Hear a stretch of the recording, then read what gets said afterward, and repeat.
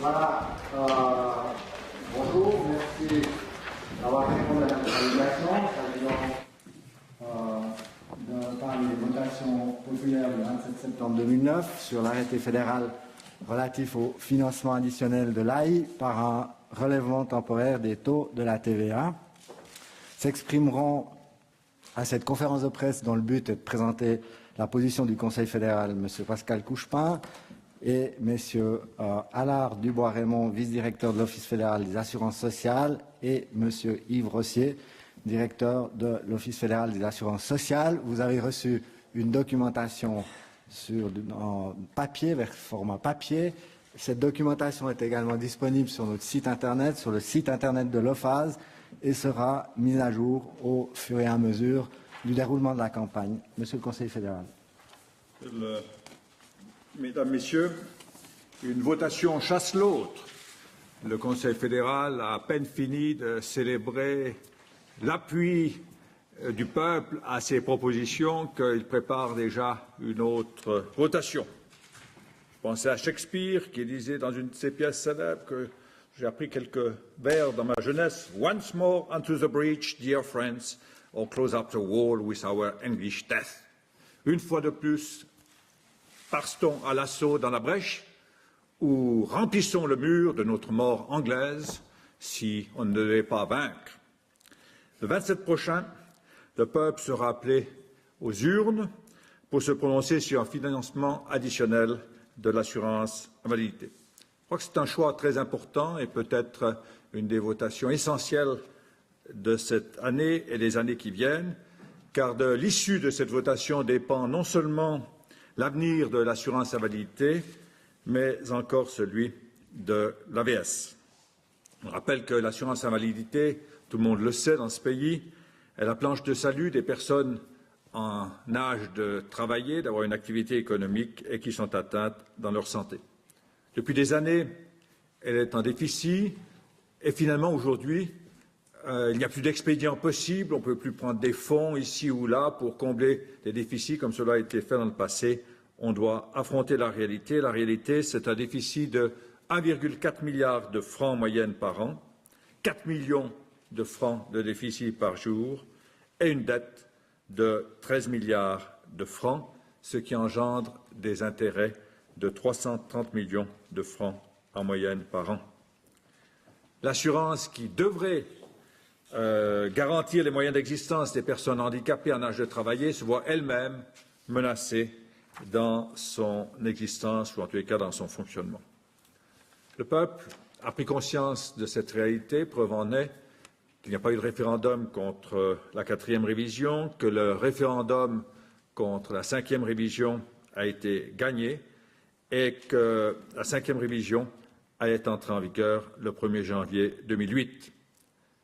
Cette 5e révision, avec la 4e, a permis de faire un premier pas en vue de l'assainissement de l'AI grâce à une stabilisation du déficit annuel. Il ne s'agit que d'une première étape du plan d'assainissement. La deuxième étape du plan d'assainissement dépend de la volonté populaire et dépend de la décision du peuple. Je rappelle que c'est une décision obligatoire, référendum obligatoire, puisqu'il s'agit d'un article constitutionnel. Le peuple décidera s'il accepte un relèvement temporaire des taux de la TVA. Si le peuple dit oui, les taux seront augmentés au 1er janvier 2010 et jusqu'au 31 décembre 2016 de manière échelonnée, 0,4% pour le taux normal, 0,1% pour le taux réduit, qui touche les biens de première nécessité, 0,2% pour le taux spécial qui concerne l'hôtellerie. Globalement, ça fait des recettes supplémentaires pour l'AI de 1,1 milliard de francs. Il faudrait quand même qu'on rappelle les ordres de grandeur.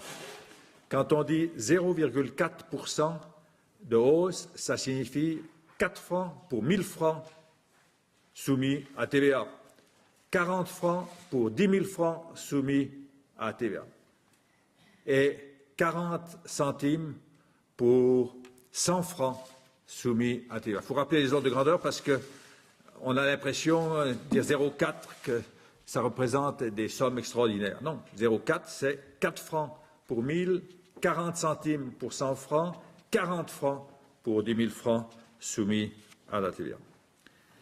Si le peuple dit oui, il y aura non seulement une amélioration pour l'AI, puisque le déficit est bloqué, mais il y aura aussi un avantage pour l'AVS, parce qu'est liée à cette modification constitutionnelle la séparation des fonds AVS-AI.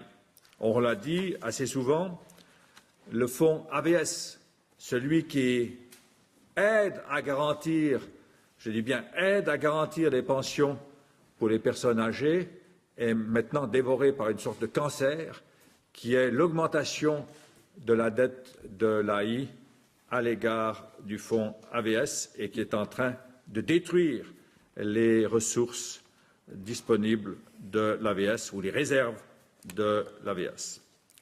Donc le deuxième élément du plan d'assainissement de l'AI, c'est cette votation populaire et le financement additionnel de l'AI et la séparation d'avec l'AVS, mais ça, c'est tout à l'avantage de l'AVS et de la sécurité des rentes pour les personnes âgées. Puis il y aura une troisième étape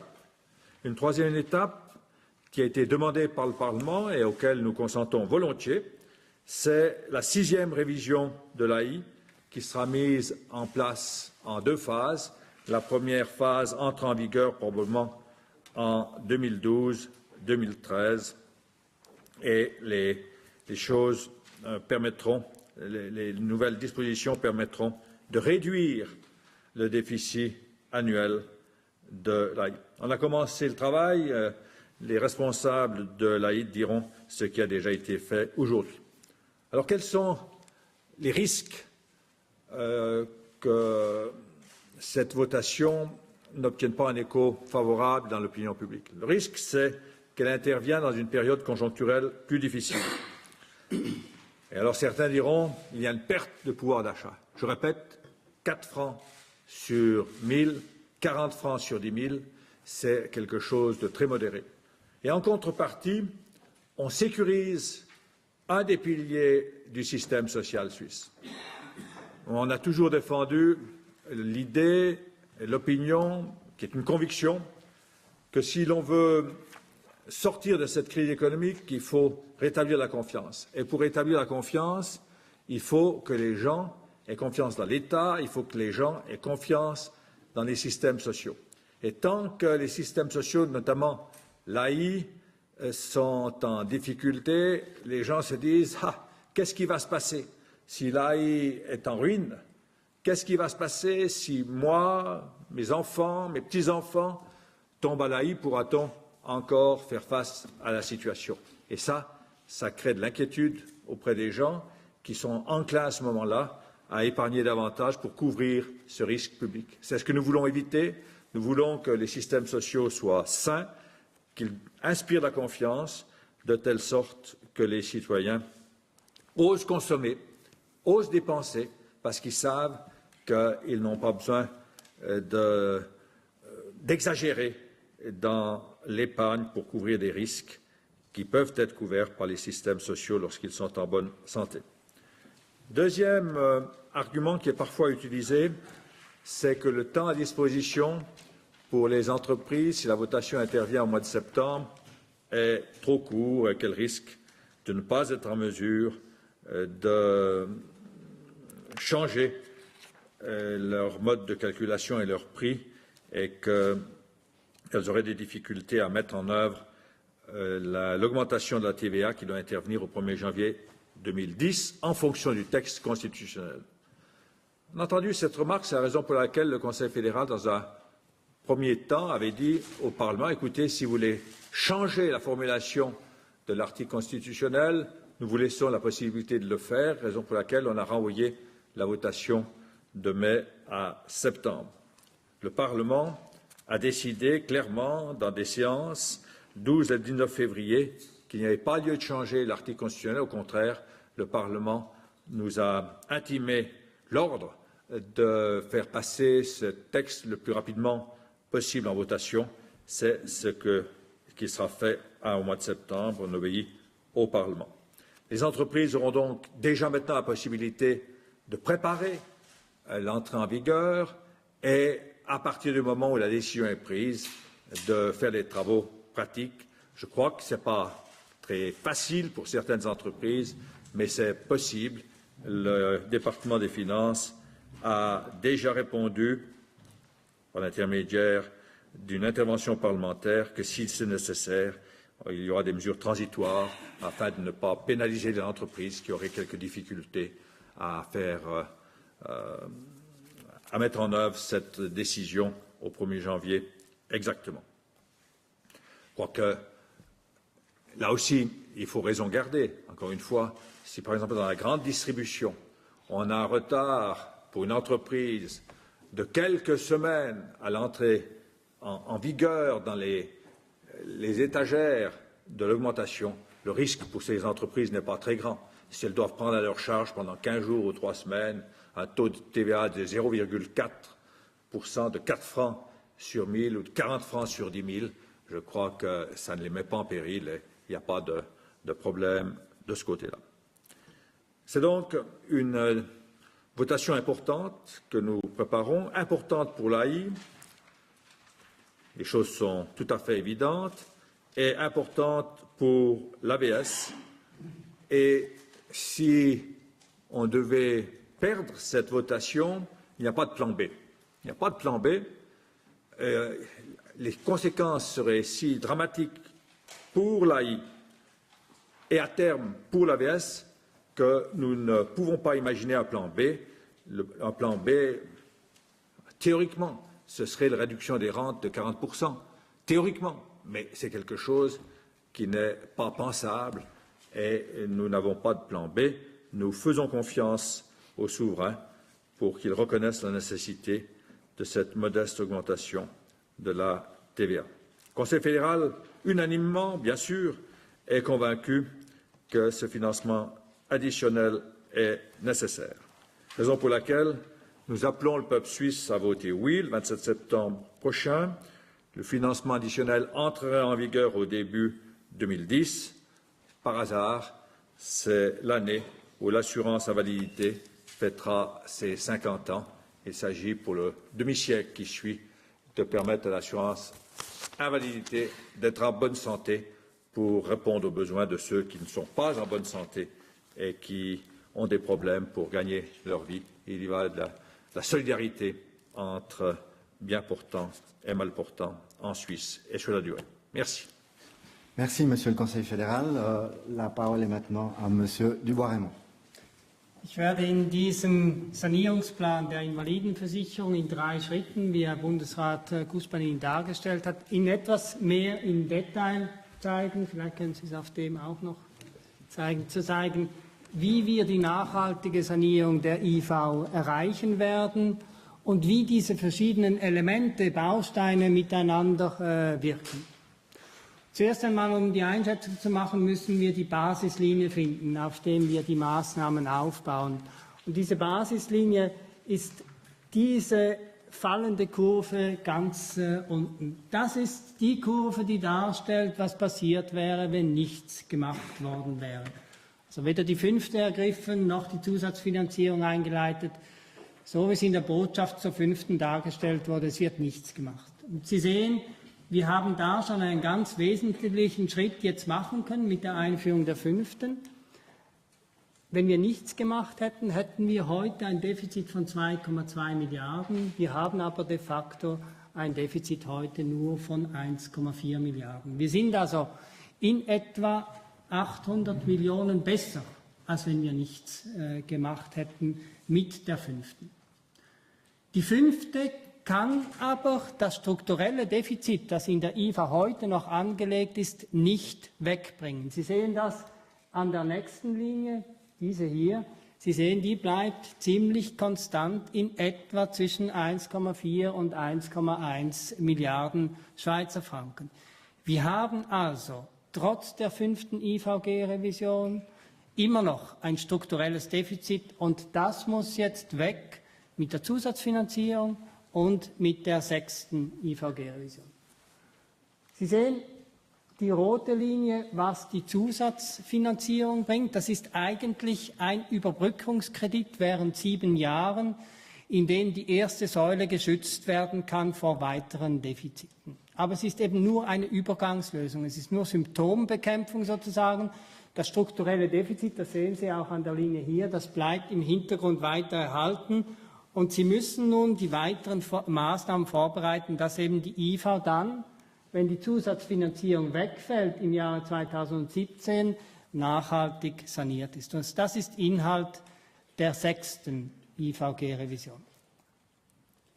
Nun, wir haben also für die 6. IVG-Revision in etwa einen Handlungsbedarf in der Größenordnung von 1,1 Milliarden Schweizer Franken, die reduziert werden müssen, vor allem mit ausgabenorientierten Maßnahmen.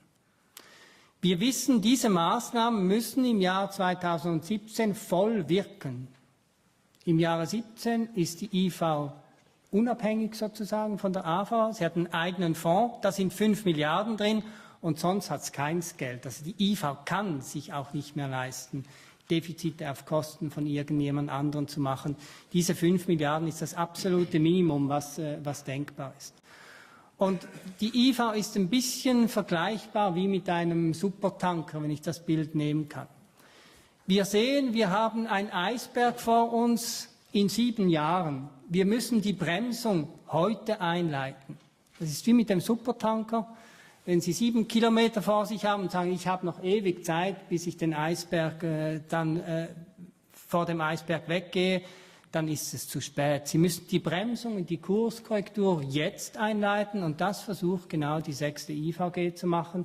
Das System der IV reagiert sehr langsam, darum müssen wir sehr schnell die richtigen Maßnahmen einleiten, damit wir diesen Eisberg nicht treffen. Und das ist die Idee der blauen Linie der 6. IVG-Revision. Wir haben diese Revision in 2 Schritte aufgeteilt. Ein erster Schritt sind die Maßnahmen schon, sagen wir mal, technisch zusammengestellt. Die bringen in der Größenordnung von etwa 1,5 Milliarde. 2 Maßnahmen stehen im Vordergrund. Die Eingliederung aus der Rente und ein Finanzierungsmechanismus, der sicherstellt, dass jeder Franken, der die IV spart, auch ein Franken Ergebnisverbesserung in der IV-Rechnung bringt. Diese 2 Maßnahmen zusammen bringen in etwa 1,5 Milliarde. Das heißt, am Schluss bleibt jetzt für den zweiten Schritt der 6. IVG-Revision in etwa noch 1,5 Milliarden. Diese Maßnahmen müssen jetzt noch zusammengestellt werden und werden dann in den politischen Prozess eingeleitet. Aber was Sie sehen, wir haben noch einen Handlungsbedarf, der noch nicht abgedeckt ist durch Maßnahmen von etwa 1,5 Milliarden, 500 Millionen Schweizer Franken. Das ist im politisch machbaren Bereich.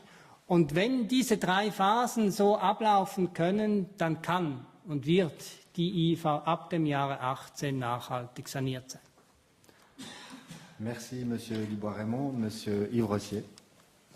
Mesdames et Messieurs, juste un point que je voudrais souligner pour conclure. Le fonds AVS n'a pas pour seul but de mettre de côté de l'argent pour les périodes difficiles. Il a aussi un rôle, c'est d'assurer les liquidités qui permettent au système de fonctionner. L'AVS présente toujours un décalage entre les cotisations et les rentes. Donc le système a besoin, en raison de sa nature décentralisée, de 20% de cash, de liquidité tout le temps, un peu comme la caisse de la Migros. Ce 20% est donc le seuil critique au-delà duquel l'AVS est en cessation de paiement. Donc là, ce sont les liquidités qui sont déterminantes et pas les valeurs théoriques ou comptables du fonds. Vous le voyez ici, vous entendez souvent dire qu'il y a plus de 40 milliards dans le fonds AVS, c'est faux. Il y en a 28. Il y a 28 plus une reconnaissance de dette de l'AI de 13 milliards, mais qui n'a aucune valeur, qui n'est pas liquide et avec laquelle on ne peut payer pas une seule rente AVS. Et cette dette augmente. Vous la voyez grimper en rouge et vous voyez successivement le seuil de 50% de liquidité qui sera atteint très prochainement, et ça ce n'est pas du pessimisme institutionnel, mais à moins d'une conjoncture phénoménale cette année, disons, ce seuil de 50% sera atteint prochainement, puis le seuil de 20% qui est alors les difficultés de paiement de l'assurance vieillesse. Donc vous le voyez, la solidarité n'est pas un vrai mot, elle est même institutionnelle, ces 2 assurances sont liées pour le meilleur et pour le pire. Et le but essentiel, l'un des buts aussi, par la séparation des fonds, de permettre à une assurance de ne pas obérer la survie de l'autre, c'est-à-dire d'assurer la survie de ces deux assurances. On m'a dit, mais pourquoi ne pas les séparer ? Tout simplement. Alors, si vous les séparez, effectivement, vous avez une assurance alors qui, elle, est immédiatement en cessation de paiement puisqu'elle perd 4 millions par jour. Donc, l'AI ne subsisterait à peu près qu'une seconde juridique le jour de la séparation du fonds de l'AVS. Donc, vous le voyez, la solution élaborée par le Parlement est une solution globale qui assure le financement durable de nos deux assurances sociales fondamentales et non seulement celui de l'assurance invalidité. Je vous remercie. Voilà, merci Monsieur Rossier. La parole est à l'Assemblée pour des questions. Monsieur. Herr Bundesrat, es würde mich noch jetzt interessieren, wie Sie einschätzen, die Situation, diese Abstimmung zu gewinnen, insbesondere auch mit dem Hintergrund, dass das verschoben worden ist. Hat das jetzt etwas gebracht, diese Verschiebung dieser Abstimmung? Ist es im Herbst besser zu gewinnen oder hätten Sie auch am Wochenende gewinnen können? Il faut se rappeler quelle était la situation au début de l'année. Au début de l'année, lorsque le Conseil fédéral avait fixé la votation en mai, il y a eu toute une série de voix qui sont élevées en disant qu'il faut renvoyer de plusieurs années la votation sur l'AI. Donc renvoyer une votation sur l'AI de plusieurs années, ce n'était possible que dans la mesure où l'article constitutionnel ne prévoyait pas l'entrée en vigueur au 1er janvier 2010. On ne peut pas avoir un article constitutionnel qui prévoit l'entrée en vigueur au 1er janvier 2010 et puis dire on renvoie de plusieurs années la votation sur l'AI. La deuxième question, c'était de savoir qui paye le déficit pendant les années de renvoi. Et alors, le Conseil fédéral, après avoir entendu toute une série de voix discordantes, a dit, écoutez, il faut clarifier cette affaire. Et pour clarifier cette affaire, il faut donner la possibilité au Parlement de décider s'ils maintiennent le texte qu'ils avaient voté, raison pour laquelle on a ouvert le jeu durant la session de mars et renvoyé la votation de mai à septembre. Finalement, le Parlement a dit très clairement qu'il ne voulait pas changer le texte et qu'il demandait que la votation intervienne dans les meilleurs délais. Les meilleurs délais, c'était en septembre à partir de ce moment-là. Alors tout dépendra de l'appui du Parlement. Je pense que ça dépendra beaucoup de l'engagement des députés aux chambres fédérales. Ça dépendra aussi de l'appui de certains milieux économiques. Certains milieux économiques soutiennent clairement le financement de l'AI. Les milieux syndicaux ont annoncé hier leur appui. Donc l'ordre de bataille est assez bon. Mais il faudra convaincre l'opinion et c'est pour ça qu'on essaye de transmettre des informations par votre intermédiaire qui soient le plus objectives possible, parce qu'il regarde les choses objectivement, est convaincu que c'est nécessaire de passer cette votation. Alors, dans l'absolu, le plus simple aurait été de voter en mai, mais dans les circonstances qui étaient celles du début de l'année, il fallait resserrer les rangs et montrer qu'il n'y avait pas d'alternative, ce qui a été démontré. Et aujourd'hui, il n'y a plus de parlementaires, du moins j'espère, qui reviendraient en disant qu'il faudrait encore trouver une nouvelle échappatoire pour ne pas prendre la décision au mois de septembre. J'ai confiance que la décision qui a été prise est plutôt positive, parce que c'était nécessaire de faire ainsi. Le plus simple aurait été que dès le début, tout le monde se mette d'accord pour dire on soutient et on vote en mai, mais il fallait à un moment regrouper les troupes qui étaient un petit peu ébranlées par des voix discordantes. Monsieur. Monsieur le Conseil fédéral, je ne sais pas si je vous ai bien compris, vous avez dit que la décision du Conseil fédéral a été unanime. Et si oui, à quand est-ce que remonte cette décision unanime de soutenir ce projet? Le Conseil fédéral a pris plusieurs fois des décisions et le collège, dès qu'une décision est prise, est totalement unanime. Et je n'entends pas de conseils fédéraux qui iraient contre la volonté collégiale.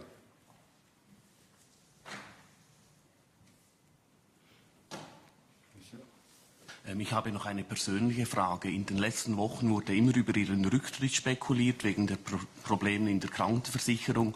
Und jetzt habe ich das Gefühl, die Krankenversicherung, Gesundheitswesen, und jetzt habe ich das Gefühl, Sie treten da engagiert auf. Für die IV wird das so der letzte große Kampf des Pascal Gouchepin. Je ne sais pas si Dieu me prêtera vie au-delà du 27 septembre. Mais en tous les cas, je me battrai avec la plus grande conviction, que ce soit le dernier, l'avant-dernier, ou le troisième, ou le quatrième avant-dernier combat, je suis convaincu que c'est absolument nécessaire d'obtenir ces financements additionnels pour l'AI, et je le ferai avec toutes mes convictions, mais je l'espère avec l'appui de beaucoup de parlementaires qui ont souhaité cette votation, qui ont souhaité ce financement, parce qu'ils sont conscients de l'impossibilité d'assainir l'AI sans cela. Pour le reste, si ça peut occuper les journaux de parler de mon sort personnel, je ne sais pas si ça fait vendre, mais j'espère au moins que ça fait vendre.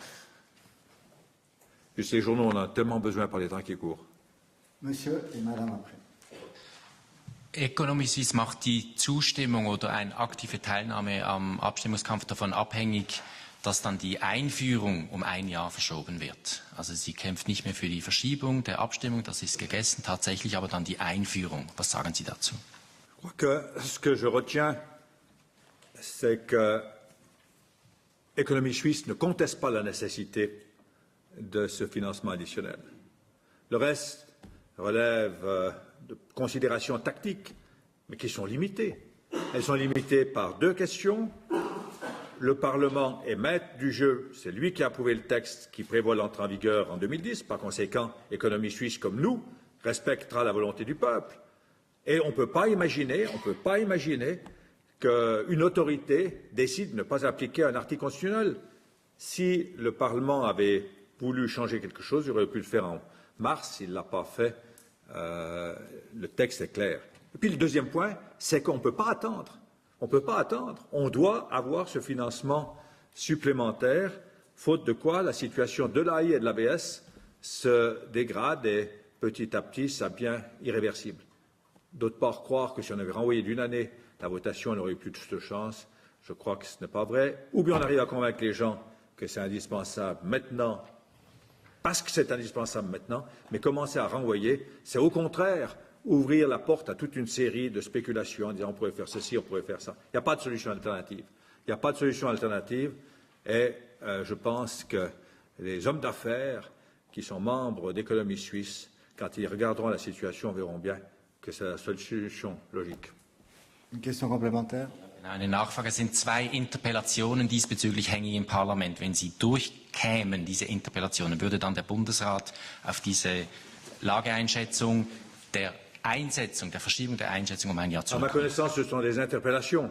Et une interpellation ne peut pas changer un texte constitutionnel.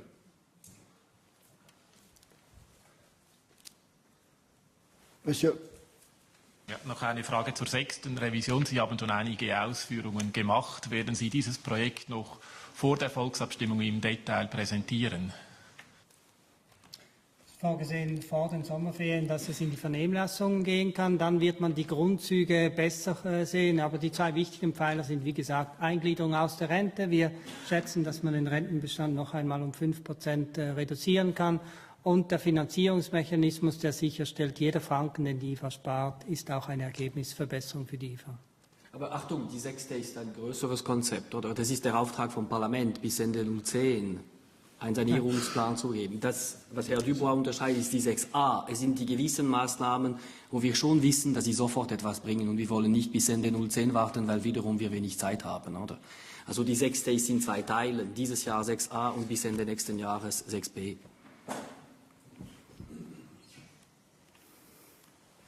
Monsieur.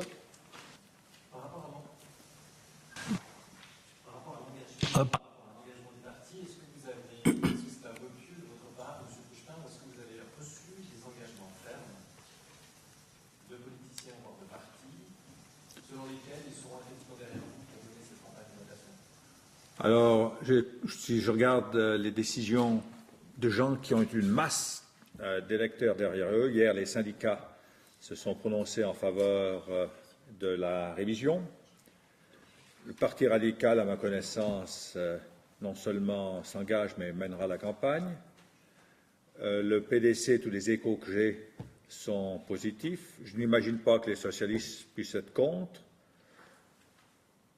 J'espère un miracle du côté du DC, mais avec l'âge, je crois moins au miracle. ben voilà, l'ordre de bataille n'est pas mauvais.